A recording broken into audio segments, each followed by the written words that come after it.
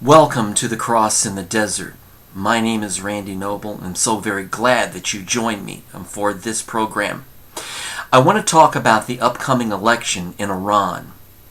On June 14th, 2013, President Ahmadinejad will no longer be president in Iran. He will step down. And supposedly there will be an election to determine the new president, if you can call it an election.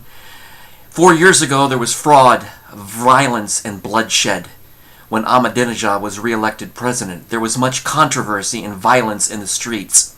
Tonight on the Cross in the Desert, I want to take you back to the 2009 election with images and pictures that I will never forget. It was this election, the death of Neda Sultan, the thousands of protesters, the death and the violence and the bloodshed, that God used these images to start me on writing about Muslims, Iran, and what I'm doing today. It was the video of Neda Sultan's death, the tragic death, that was the catalyst that began my journey about writing for the peace and freedom for my friends in Iran. I want to talk to you tonight about the kind of legacy that Ahmadinejad has left, a legacy of hatred, oppression, and fear. But before we discuss that, I want to take you back to the 2009 election with images that you and I will never forget. I want to put these images and pictures on display because this is about my friends in Iran.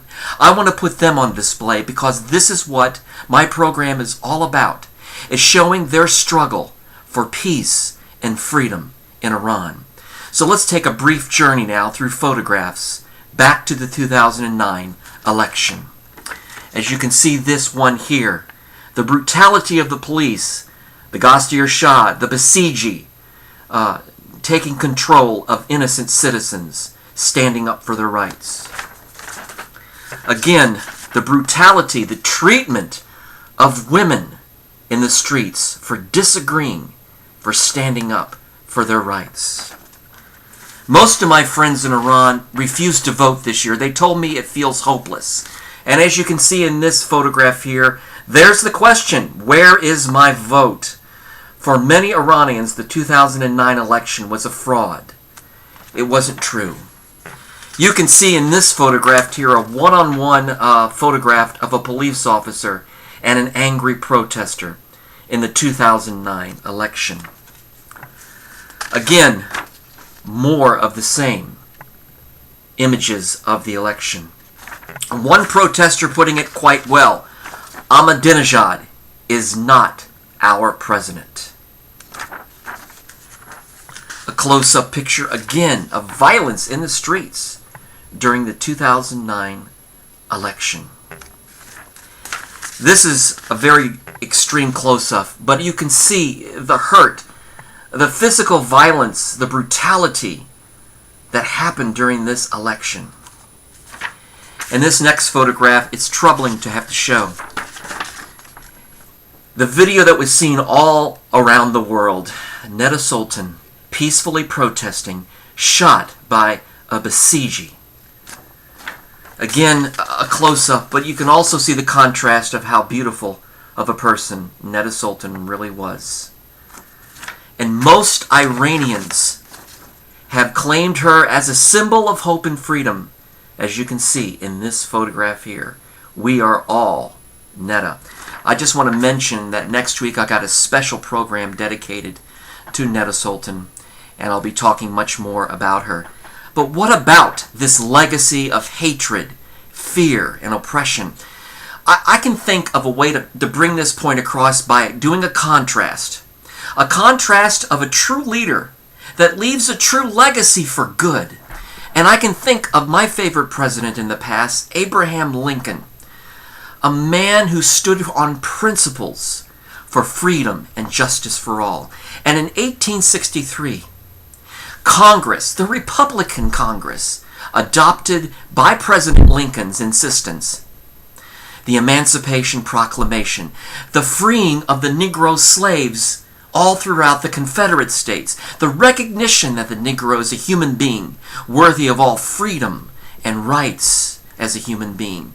And Lincoln himself had a personal agenda to say, this is enough of the oppression of the black man, and he stood up for them, and he made it certain that his administration would leave a legacy for good, because he cared about individuals, he cared about human freedom, and because of his stand of the freedom of the Negro slave, he paid for it with his life.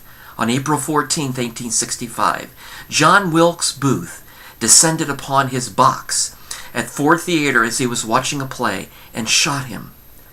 This is the price my friends pay for standing up for peace and freedom in Iran. They are threatened with violence. They are threatened with arrest. Here, just a few months before the election, many journalists, many bloggers have been arrested, have been put in prison, have been tortured, simply because they want peace and freedom in Iran.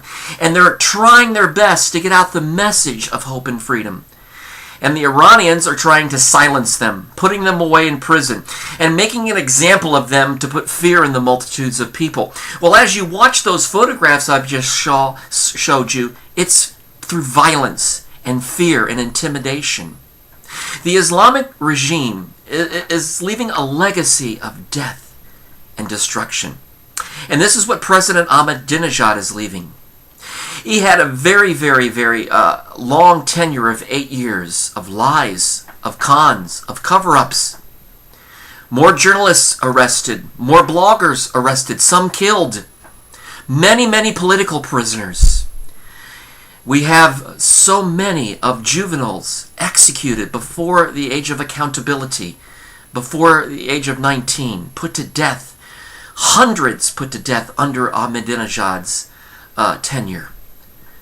And at last count, there's at least 400 in the last 2 years. 400 executions in Iran. Why? Because Iranians want to have the freedom that you and me have. You see, Lincoln provided freedom for the black man.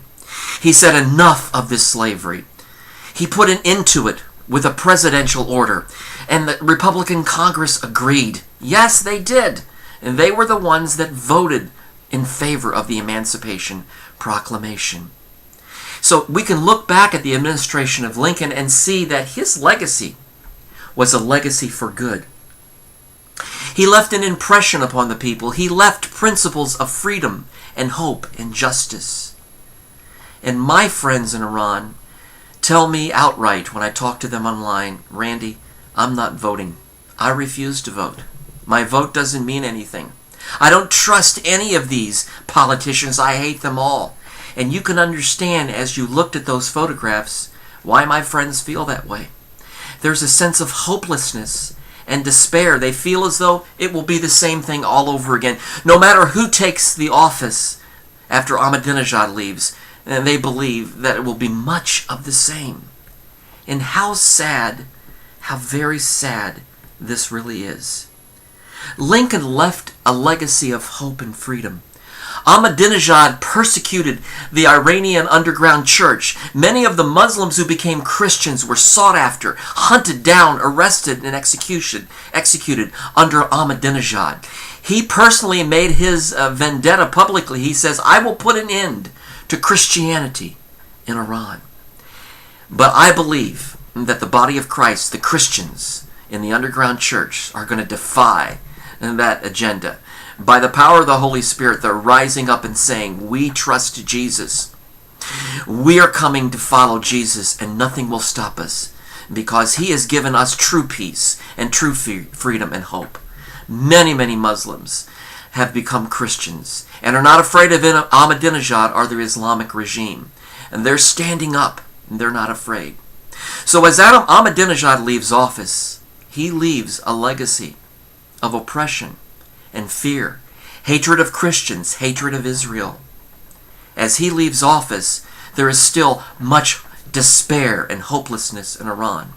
It is my sincere prayer, as I think of my friends, that God will rescue and deliver them from their oppression and fear, that he will provide a leader that cares about them, that he will put someone in office that will do something good for them. That is my solemn prayer.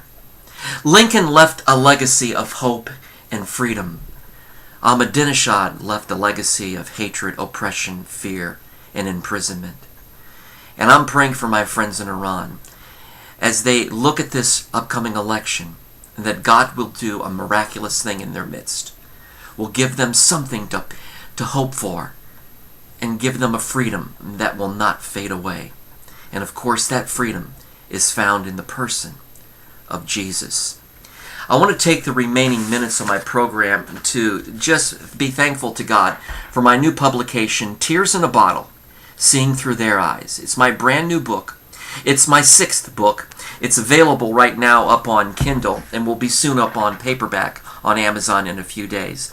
It's the story of a friendship between a Muslim woman and a Christian woman. And seeing through their eyes is saying simply this: we need to see through the eyes of Muslims. That's right, through the eyes of Muslims. If we talk about violence and death, we build walls. But it's my goal in this book to build discussions, to build friendships between Muslims and Christians. And as Christians take the opportunity to talk with their Muslim friends, I believe my book, Tears in a Bottle, will be a good impetus for a friendship with Muslims. You see, Jesus says to love your enemies. And so we need to approach Muslims not with fear, and not talking about violence and terrorism, but talking about Christ, and talking about His unconditional love, and being friends with them without the pressure of converting, but simply being there for them. You see, that's what Tears in a Bottle is all about. It's a book that helps you and me to see through their eyes, to walk in their shoes. You see, we can be friends with Muslims. We can talk to them. I'm talking about the average Muslim that lives here in the United States.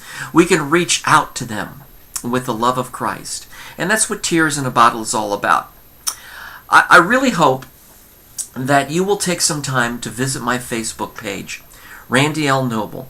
My Facebook page is filled with articles and filled with images that talk about Iran and their struggle for hope and freedom.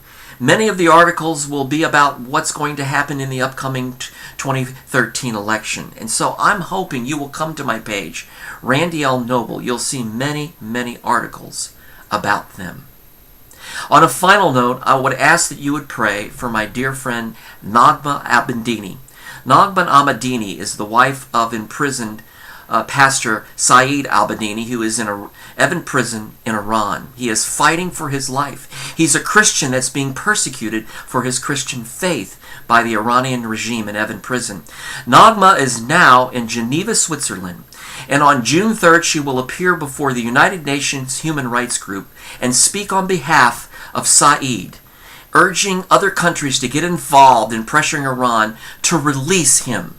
So I would ask you to pray for Nagma as she addresses the United Nations, along with Jordan Sekulow from the American Center for Law and Justice, on Monday, June 3rd. Pray that God will use her in an incredible way to reach the other nations, to soon see the deliverance and freedom of her husband, Saeed.